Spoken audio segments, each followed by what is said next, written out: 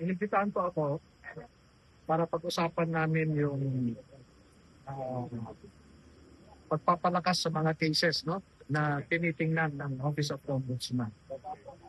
And second, gusto nilang malaman kung ano yung mga circumstances sa pag-recant ng apat. No?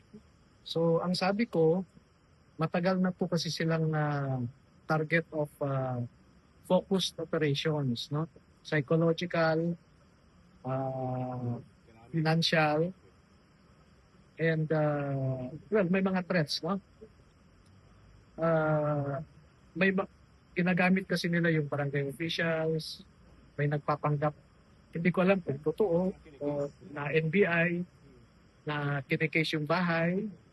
In fact, I think na-record ni Orbilio yung sinabi ni Bolontate na sinabihan si Bolontate, nasabihan si Orbilio na kinasing ng NBI yung bahay niya. NBI.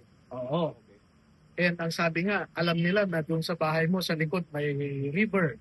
Ganon, no? So, kasi si Bolontate tumawag kahapon sa isa. Sa 14 mo. Sa 14. Oo. And then may mga sinabi siya na hindi ko muna masabi ngayon sa inyo. Pero yung essence, ano? Nagre-regret ba o ano? Parang? O nagre-recruit pa na magre-recant? Mixed eh.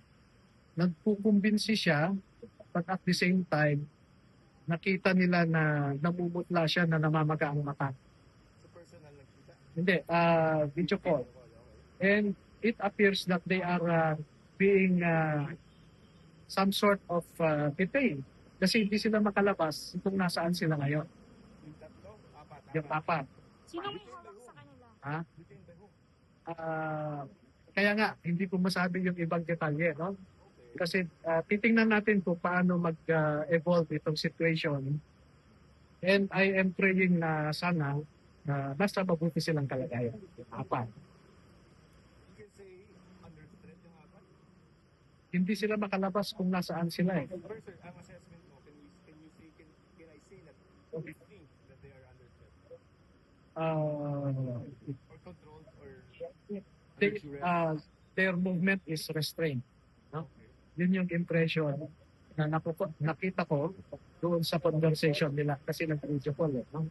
okay. So, nirecord yung video ba? Were there during the video call? Wala ako. Pero ipinakita na lang sa akin after. Asa na record?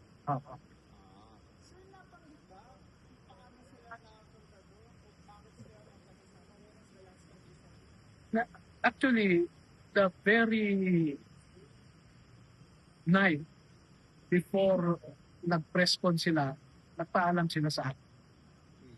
Actually, matagal na yung sinasabi nila sa akin po. Sabi ko, hindi ko kayo pipigilan. Kung ano sa tingin nyo yung tama, kung ano sa tingin nyo yung makakatulong sa inyo, go ahead, sabi ko sa kanila. Pero walang sisihan later, sabi ko ba. So ba, nagsisisi ba yung apat na? I'm not sure.